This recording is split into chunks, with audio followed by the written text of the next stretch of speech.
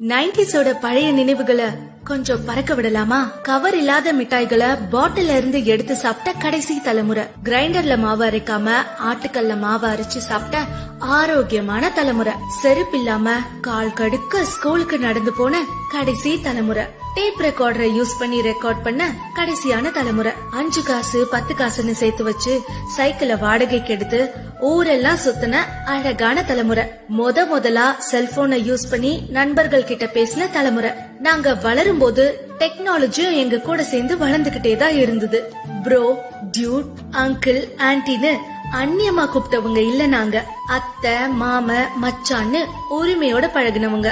இப்ப மாதிரி கிரவுண்ட் எல்லாம் அப்ப கிடையாது. தெரு தான் எங்களோட கிரவுண்டே.